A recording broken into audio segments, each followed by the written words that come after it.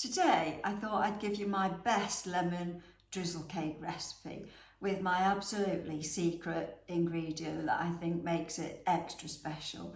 So if that's something that you'd be interested in today, I would love you to stay, and I'm going to share the recipe with you and show you how to make it. It's super easy.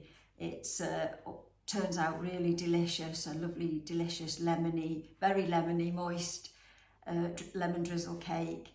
And I'm sure if you make it and have friends round or family or just yourselves, you will absolutely love it. And it's really a store cupboard staple. Let me just show you my absolutely super ingredient. This is Mrs. Darlington's lemon curd, and I'm going to show you exactly how I use it. So if that's something you're interested in, I'm Jackie in Nantwich, and I post every week various things. I'm in my 60s now, I'm retired, I've got a little bit more time and less commitments, and so I've got lots of energy, I've got a zest for life, and I want to make every day that counts. So this is what I'm going to do on this channel. It's a bit of everything: lifestyle, cooking, days out, recipes, exercise, just chit chats, everyday simple things that we all do. And I'd love you to come along with me and share it and share the experience. So right, I'm not going to waffle on any longer. I'm going to share the ingredients with you. So what I always do is I've actually measured out the ingredients here, so they're all ready to save time, because obviously you don't want to watch me doing that. So I've weighed it out. What we need is 175 grams of self-raising flour, which I've got there. We need 175 grams of caster sugar, which I've got in the bowl here. And I need 125 grams of butter. I always use butter because I think it's tastier than spreads and things like that. That's just my opinion. I always use butter. I know it's a little bit more expensive, but I think it's definitely worth the effort and the taste, really. So I've got that there. I've got a lemon here that I've had out the fridge a little bit so it warms up a little bit. You just need one lemon, really. I use the zest and the juice. I use the zest for the cake, and I use the juice in the syrup that goes into the drizzle cake there. A little tiny pinch of salt in my trusty old recycled jar that I keep my salt in, so a little tiny pinch of that. 2 eggs we need, and we need 4 tablespoons of milk. So that's there, that's semi-skimmed milk, because I don't really have full fat, but whatever you've got you can use. And then for the drizzle, we need, like I just said, we need the juice out of the lemon. If we get it nice and warm, we do get more juice with that. And in this little pan here, I've got 100 grams of icing sugar. I do find that icing sugar is better than a lot of recipes say caster sugar, but I find that a bit crunchy and a bit heavy. And I do find that icing sugar, because it's very fine, it's nice. It gives a nice texture, but it's not too heavy, and I don't like crunchy feel as well not on lemon drizzle. So that's what I've got there. The Mrs. Darlington Mrs. Darlington lemon curd that I'm using. Mrs. Darlington is local to this area, and Mrs. Darlington started the company in a farm that they had, and they had lots of chickens and they had lots of eggs, and they didn't know what to do with all the eggs. So Mrs. Darlington sat in the kitchen one day and thought, I know what I'll do, I'll make some lemon curd. And she made the lemon curd, and they had so much that she gathered a few jars together off friends, etc., and made all this lemon curd, and thought, I'm going to take it to the local market and to see if they'll buy it off, buy it off me to sell. And so what they did was, she made a few jars, and the market trader said, well, I'll take it on sale and return, really. If it doesn't sell, then you can have it back, sort of thing. And so she made, I think, just a few jars initially. And then I think they rang her up and said, look, we sold out of it. It was amazing. It sort of flew off the shelf. Please, can you make some more? And so Mrs. Darlington, that's how the business started, really. And like I say, it's local. This is made in Crewe in Cheshire. They've got a factory, and the factory went from, the little cottage industry went from strength to strength, and now they sell all over the world. And you can check this out. It's I think it's mrsdarlingtons.com, and there's lots of recipes, and they have a lovely range of jams and chutneys and curds that they do, and they usually sell in little tiny individual sort of shops, like farm shops, that sort of thing. But any lemon curd will be lovely, but I like to support a local business, and so I always buy this one because I think it's extra special. So that's what I'm going to use today. So what I'm going to do is I'm going to cream the sugar and the butter together. I've got all my little ingredients and all my knives here because I am a bit of a messy cook, really. I try not to be.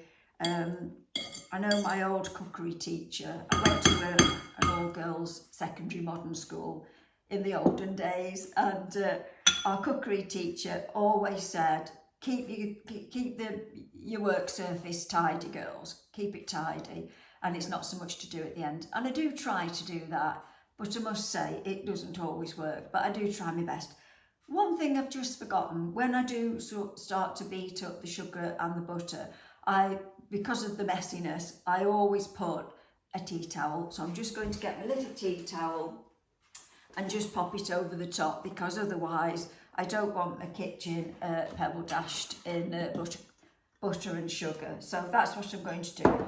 Please excuse the noise, because I'm just going to pop it on and just whip it up.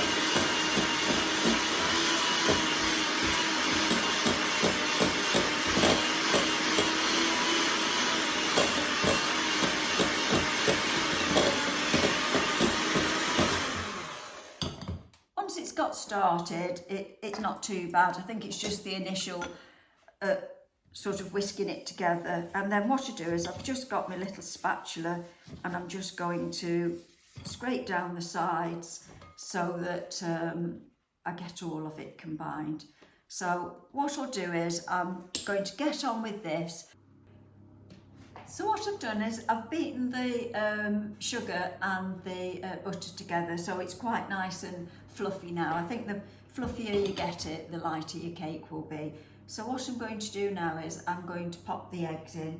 So these are large eggs. I don't think I said large eggs, but I put large eggs in. So I'm going to pop one in at a time. And what I tend to do is when I put the egg in, I tend to put a little tiny bit of flour in as well, because sometimes I think it can sort of curdle a little bit if you're not careful. So I'm just going to pop a little tiny bit of flour in, and then, excuse the noise again, I'm just going to put it back in.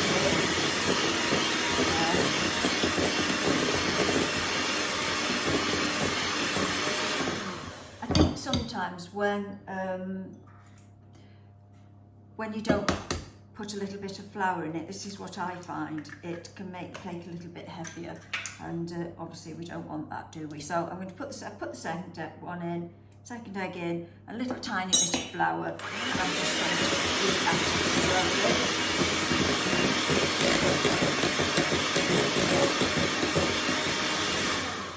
Just really so it's combined. So I'm just take those little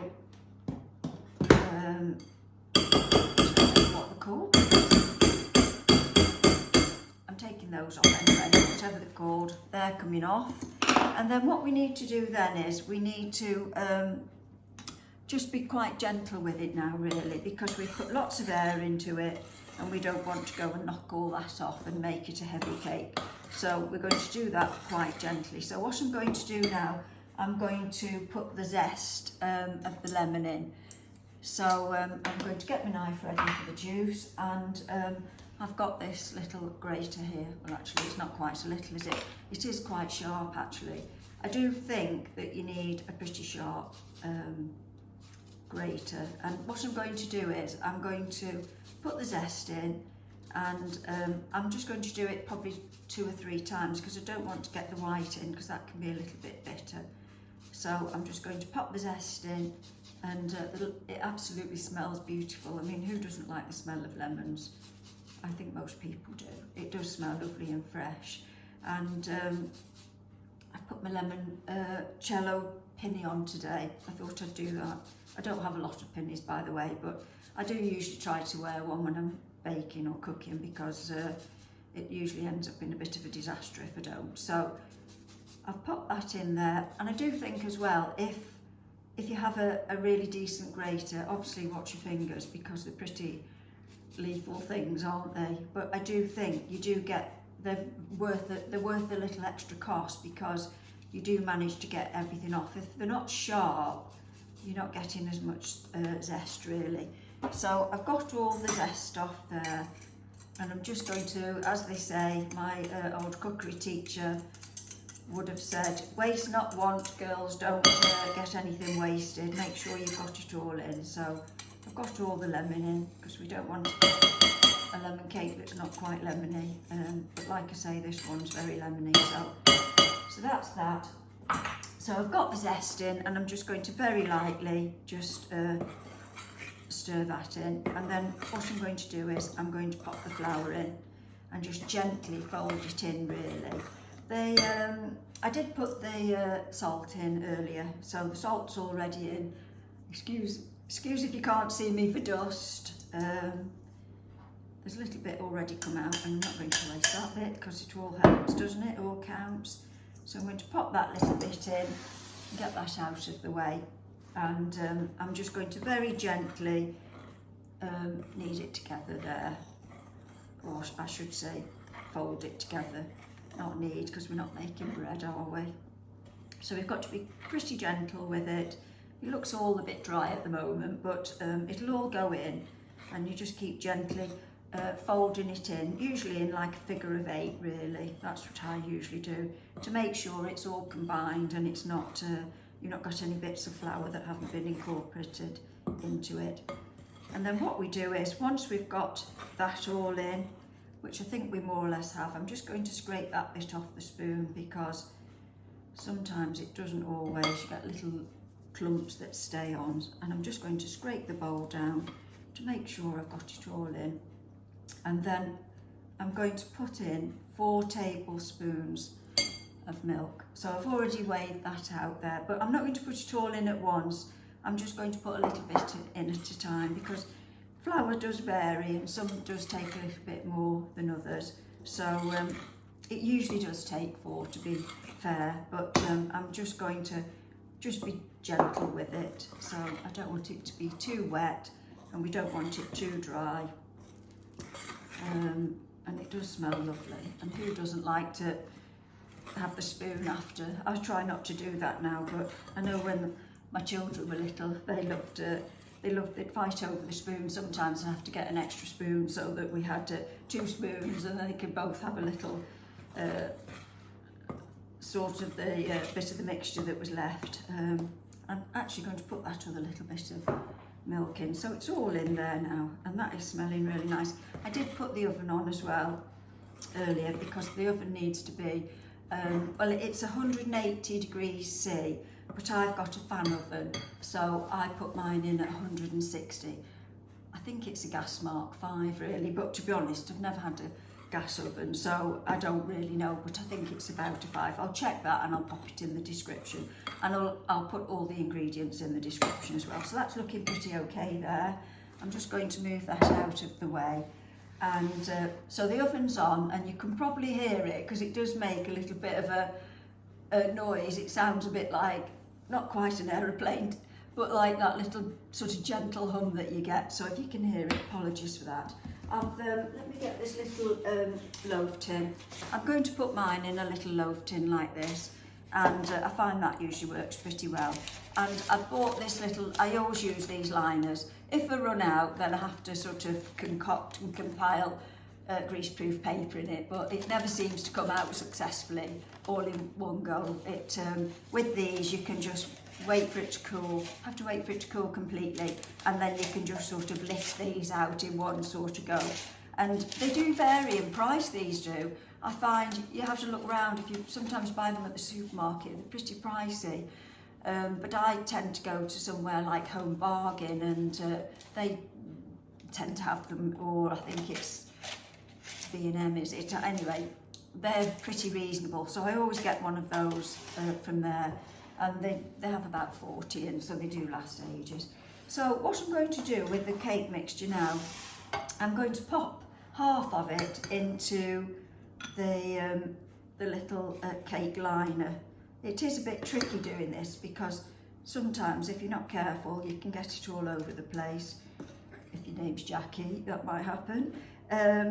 So I'm just going to put half of it in the bottom like that, and then what I'm going to do is I'm just going to smooth it out a little bit. I'm not sure if you can see properly there, but I'm just going to smooth that little bit out so it just fills in all the corners, and like that. And then I'm going to get my extra special Mrs. Darlington lemon curd. I hope this jar undoes now, because sometimes they can be pretty tricky, can't they? And I do like this. I do like it on, sometimes just on like crumpets or pancakes. It's lovely, isn't it? So what I'm going to do is I'm going to put probably about 3 or 4 little teaspoons full, and if you just put that along there, along the centre, I don't put too much because I don't want it to all ooze out, but if I put about 4 teaspoons along there and just spread it out, that usually is about enough. And like I say, that's my sort of, I like to call it my special ingredient. It makes it really taste lemon and really nice and moist. It's just absolutely delicious. So what I'm going to do is I'm going to put the rest of it on the top, and then just cover it over, and then off it goes in the oven. And it goes into the oven for about 45 minutes. But I do find I usually put it on for about 40 minutes and then check how it's doing, because you can never quite tell, can you really?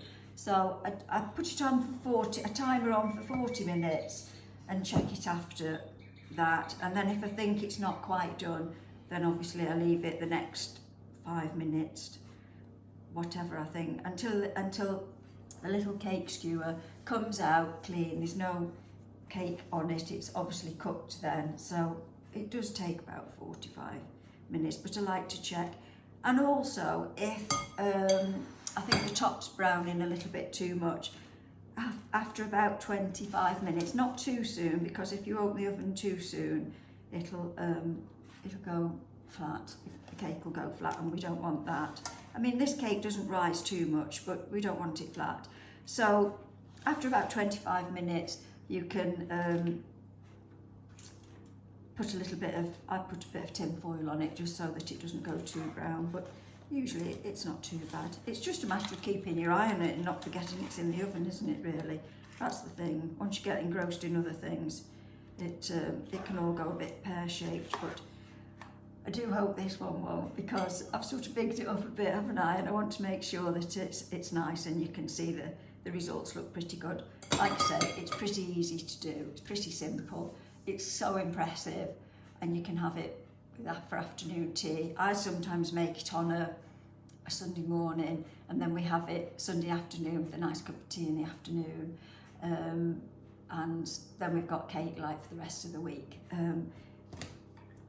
It does make about 8 to 10 portions, but it depends how generous your portions are, doesn't it, really? And I don't like a mean portion of cake. So what I'm going to do, it's all ready there now, and I'm going to pop it in the oven for about 45 minutes.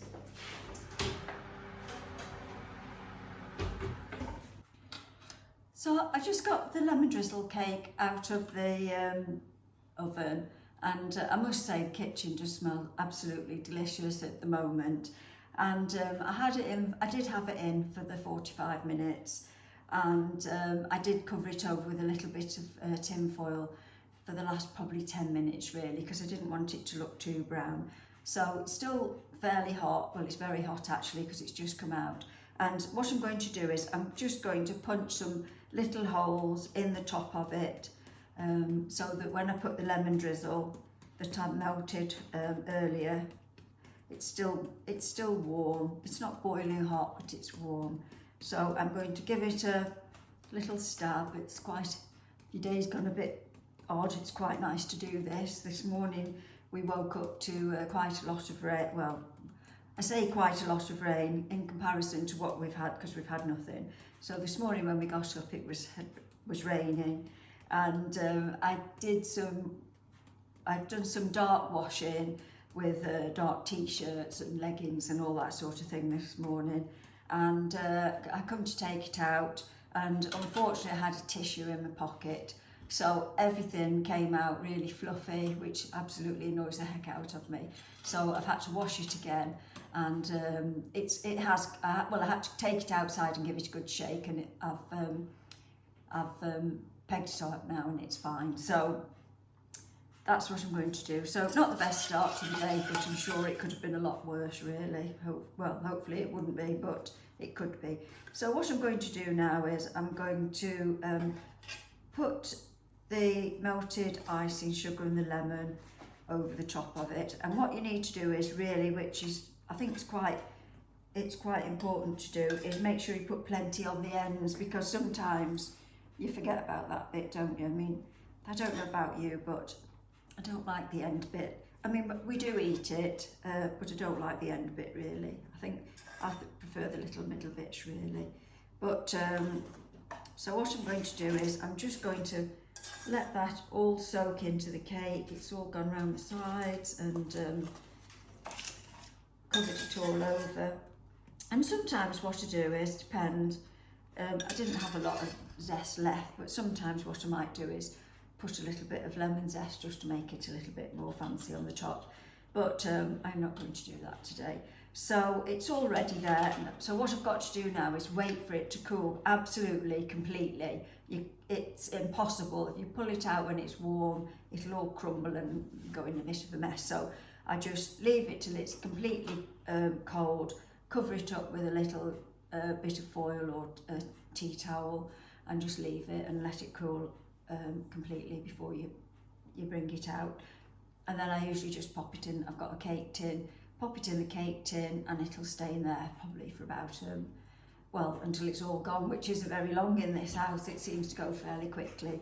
So that's my lemon drizzle cake. I hope you've enjoyed it with my very special ingredient, and I hope you try it. And if you do, I'd love you to comment and let me know how your cake has come out, or you might have some different way of doing it or a special ingredient that you use, and I'd love to know, because I'm always looking for different recipes, and it's nice to have variation, isn't it? So I'd love that. If you could subscribe, I would absolutely love you to subscribe. I'd love you to join me here every week, or out and about, whatever I'm up to, and we can have little adventures together. So if you could subscribe, that would be a massive help for me, please. Or if you could give me a thumbs up and like, that would really go a long way too. And I don't think I said earlier, but if you're returning here back to the channel, welcome. I'm really pleased that you're here, and I hope you're enjoying it. And if you're a new viewer to the channel, very welcome, very warm welcome, and I'm really pleased that you're here, and I hope you like what you see, and you'll join me every week, and we can have lots of fun together. So whatever you're up to today, I hope you're having a good day. I'm off to the supermarket, which isn't probably the most exciting thing to do today, but I'm going to go off to the supermarket. I've tidied the kitchen up. Hopefully it won't rain again. I know we do desperately need it, but as long as I can get that little bit of washing dry, I'll be happy. And a bit later on, I'm really looking forward to having probably a decaf tea, because I don't drink real tea as such anymore, but probably a decaf and a lovely slice of cake. So whatever you're up to today, have a wonderful day, and I look forward to getting in touch with you soon. Take care, and bye for now.